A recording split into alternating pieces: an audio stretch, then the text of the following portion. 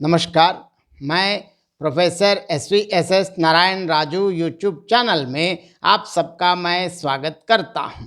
आज और एक उपन्यास में जो स्त्री की सार्वजनिक भूमिका या सार्वजनिक भूमिका में स्त्री की जो महत्वपूर्ण स्थान, इसके बारे में चर्चा करने के लिए मैं आज मैत्रेयी पुष्पा द्वारा रचित अलमा कबूतरी उपन्यास को चुन लिया और आज देखेंगे अलमा कबूतरी में चित्रित स्त्री की सार्वजनिक भूमिका।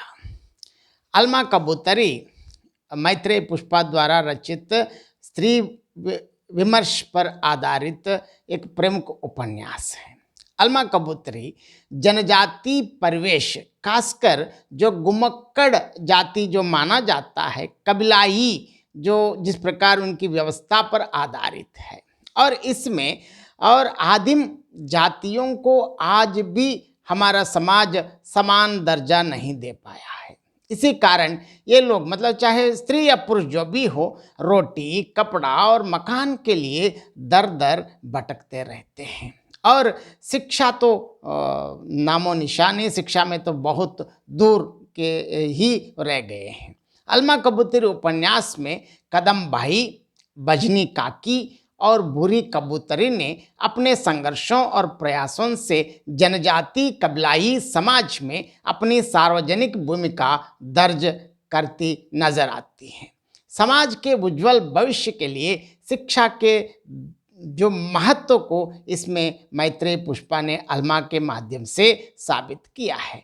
और अलमा की इसमें जब अपने पिता से शिक्षा प्राप्त करने वाली अलमा अपनी बुद्धि और कौशल से अपने समाज और सभ्य समाज की काल कोठरियों से निकलकर विधानसभा की सीट पर अपना नाम दर्ज कराती हैं।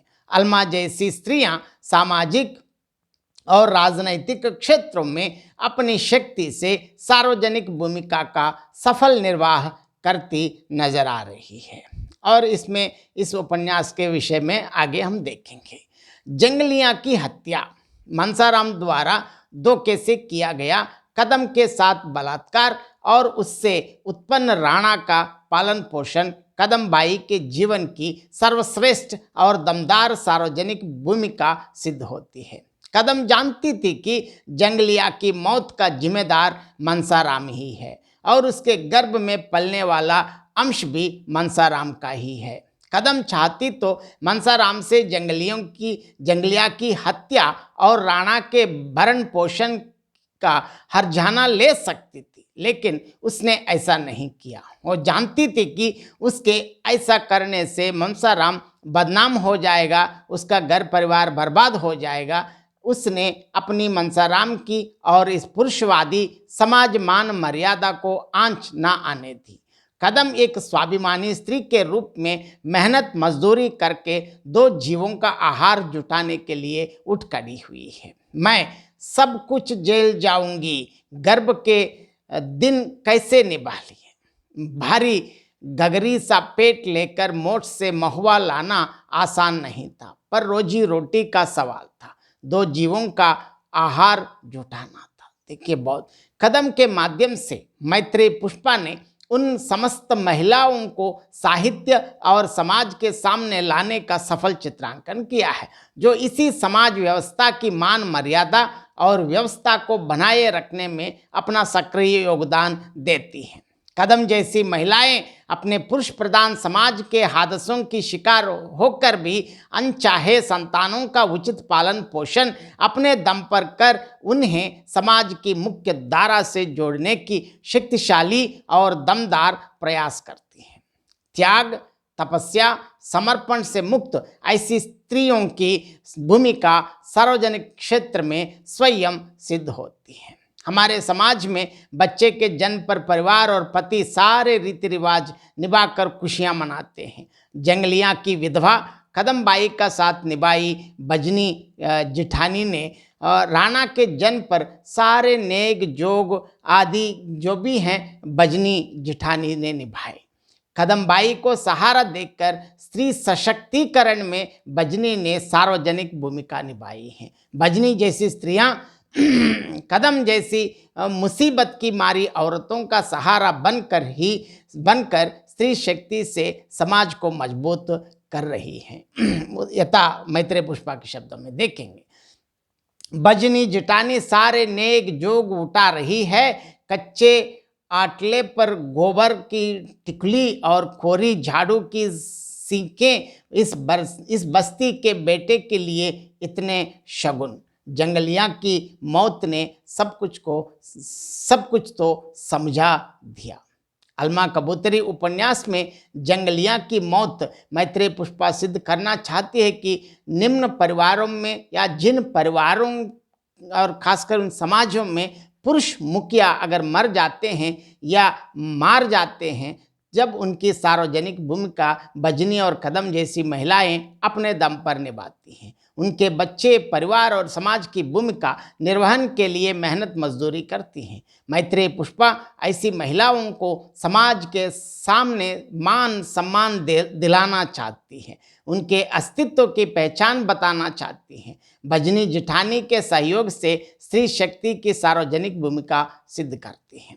पौराणिक काल से चले आ रहे हमारे समाज में धर्मशास्त्रों ने पुरुषों को ही अग्नि संस्कार का अधिकार प्रदान किया है। आदिम समाज के डेरों के पुरुष या तो जेल में मिलते हैं या जंगल की तरफ अपनी जान बचाने के लिए भाग जाते हैं। डेरों पर पुलिस वाले शराब की बट्टियों की तोड़फोड़ के साथ महिलाओं के साथ मारपीट और बलात्कार करते रहते हैं। गर्भवती जमुनी इन्हीं हादसों का शिकार होकर मारी जाती हैं।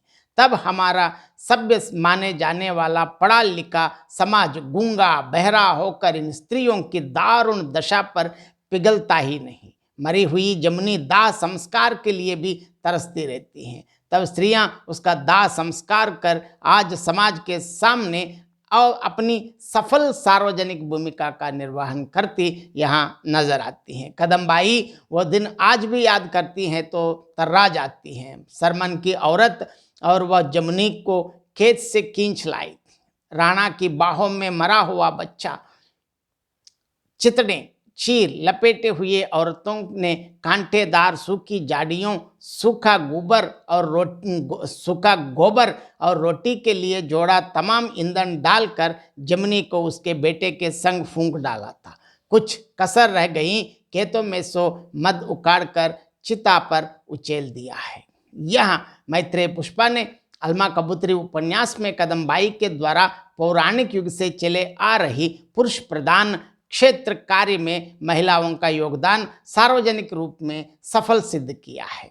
आज महिलाएं पुरुष व समाज के साथ कंधे से कंधा मिलाकर चल रही हैं और पुरुष प्रधान क्षेत्रों में भी अपनी सार्वजनिक भूमिका सिद्ध करती हैं। आज स्त्रियों का ही नहीं वरना पुरुषों का दाह संस्कार भी स्त्रियां करने लगी हैं। स्त्रियां सृष्टि का सृजन कर उसका पालन पोषण कर सकती है, तो क्या उसे अंतिम समय में या उसमें उनका शरीर का जो मोक्षोद्धार तक नहीं पहुंचा सकती है क्या? इसमें स्त्री बिल्कुल काबिल है। 7 साल के राणा को कदम अपनी युद्ध विद्या सिखाने लगी। राणा को ऐसे ऐसे कर्तव्य सिखाने लगी, कदम की लोग उन्हें देखकर थर्राने लगे। स्त्री की विधवा से पूरा परिवार विक्षिप्त होता है। और अगर कोई एक स्त्री शिक्षित होती है तो उसके पूरा परिवार शिक्षित होने की संभावना है। और इसको चरितार्थ करते हुए यहाँ अपने जीवन के संघर्षों से मुकाबला करते हुए आगे बढ़ती जा रही है। राणा को बिल्कुल कभी लाठी गुलेल चलाना सिखाती तो कभी कुल्हाड़ी के वारों से हैरान करती। कदम ने राणा के जीवन में पिता की कमी कभी भी आने नहीं देखा है। कदम ने माता और पिता दोनों की जिम्मेदारियों को बखूबी निभाया है। यहाँ अलमा कबूतरी में मैत्रेय पुष्पा के कदम के चरित्र से यह साबित करना चाहते कि पुरुष की मृत्यु के बाद स्त्री की जिम्मेदारी दोहरी हो जाती है। उसे अपने बच्चे व परिवार के पालन पोषण के अलावा घर की 4 दीवारी से बाहर समाज में मेहनत मजदूरी भी करनी पड़ती है।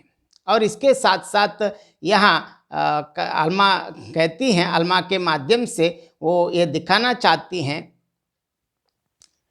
मैत्रेय पुष्पा अलमा कबूतरी के उपन्यास में अलमा के चरित्र से शिक्षित स्त्री की क्षमता को समाज के सामने प्रस्तुत कर रही हैं। अलमा की मिसाल पेश कर मैत्रेय पुष्पा समाज और पुरुषों को स्त्री का अपनी योग्यता और क्षमता का भी बहुत अच्छा उदाहरण प्रस्तुत कर रही हैं। शिक्षित स्त्री परिवार और समाज को भी शिक्षित करती हैं। अलमा घर में रहते हुए श्री राम शास्त्री के सम्मेलन और भाषणों को तैयारी करती हैं। समाज कल्याण मंत्री अलमा के द्वारा तैयार किए गए भाषणों व संबोधनों की विधानसभा में संबोधित करता है। इन्हीं दस्तावेज या प्रमाणों से मैत्रेय पुष्पा अलमा जैसी स्त्रियों की घर की 4 दीवारी से विधानसभा हॉल तक सार्वजनिक भूमिका प्रमाणित करती है। अलमा मंत्री श्री राम शास्त्री की सर्वोपरि आवश्यकता बनती जा रही थी। शास्त्री प्रत्येक आपसी बातचीत अलमा के साथ करने लगे। छोटे समाज,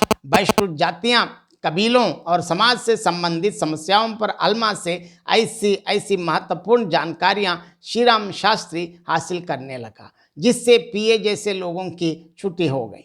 मैत्रेय पुष्पा अलमा से समाज की वास्तविक स्थिति से परिचित करवा रही है, क्योंकि मैत्रेय पुष्पा ने अलमा के रूप में इस समाज में जन्म लिया, शोषित हुई और उसका मुकाबला करना सीखा। इसलिए वे लोक जीवन की रग रग को पहचानती है, समझती हैं और श्री राम शास्त्री जैसे लोगों को समाज की दुखती रगों का एहसास कराती हैं। मैत्रेय पुष्पा स्त्री की संवेदनशीलता को समाज के सामने अलमा के रूप में पेश कर रही हैं और इसके लिए अलमा के साथ अपने समाज के साथ साथ जो बहिष्कृत जातियों की सेवा करने के लिए अलमा खूब तैयार रहती हैं और श्री राम के माध्यम से अपनी जाति की सेवा करने लगी।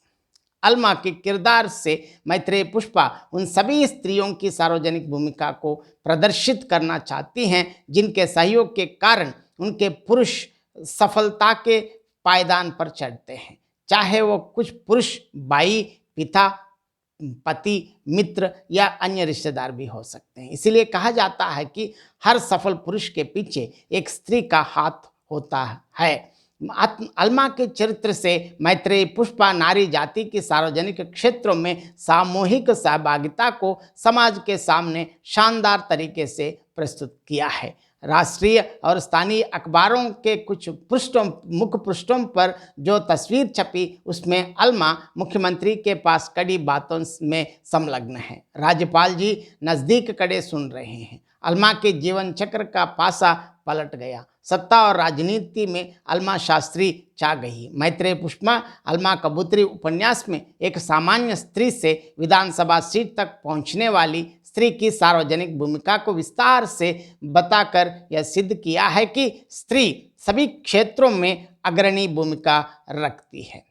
समाचार पत्रों में 2 विशेष खबरें छपी। एक थी समाज कल्याण मंत्री का निधन, दूसरी सूचना थी सत्तारूढ़ पार्टी की ओर से यह संभावना व्यक्त की जा रही है कि श्री राम शास्त्री के निधन के कारण बभीना विधानसभा की जो सीट खाली हुई हैं उसके लिए प्रत्याशी श्रीमती अलमा शास्त्री होगी। मैत्रेय पुष्पा अलमा कबूतरी उपन्यास में समाज कल्याण मंत्री श्री राम शास्त्री के निधन और अलमा के लिए विधानसभा सीट का नामांकन से स्त्री के हाथों में सत्ता की शक्ति लाना चाहती हैं। सुशिक्षित भारतीय समाज में स्त्री आज लाचार नहीं है। यह वो जानती है कि उसे अपनी लड़ाई खुद लड़नी होगी, उसे स्वयं बोलना होगा, मुकर होना होगा, बिल्कुल अलमा की तरह दबंग रहकर। मैत्रेय पुष्पा स्त्री के हाथ में सत्ता सौंपने के हक में है। स्त्री के हाथ में सत्ता और शक्ति के साथ प्रत्येक क्षेत्रों में स्त्री अपनी सार्वजनिक भूमिका में महत्वपूर्ण स्थान बनाती जा रही है। देश की वर्तमान स्थिति देखने से अनेक महिलाएं विभिन्न कार्य क्षेत्रों में विभिन्न समाज के अनेक कल्याण और समाज के हित के लिए विभिन्न कल्याणकारी योजनाओं को लागू करने में, अमल करने में और बड़े बड़े सही उन्नत उच्च पदों तक भी हासिल करके उन पदों के लिए ही वो शोभा देने के लिए इतने योग्य बन गए। इसके लिए अनेक उदाहरण हम देख सकते हैं। इस प्रकार अल्मा कबूतरी में मैत्रेयी पुष्पा विभिन्न स्त्री पात्रों के माध्यम से सार्वजनिक भूमिका में स्त्री की सही शक्ति और उनके जो पहचान को उन्होंने जो पहचान दिलाने के लिए हमेशा मैत्रेयी पुष्पा ये चाहते हैं कि अपने स्त्री पात्रों को बिल्कुल काबिल और योग्य बनाकर दिखाती हैं। ये मैत्रेयी पुष्पा की विशेषता है। बहुत बहुत धन्यवाद।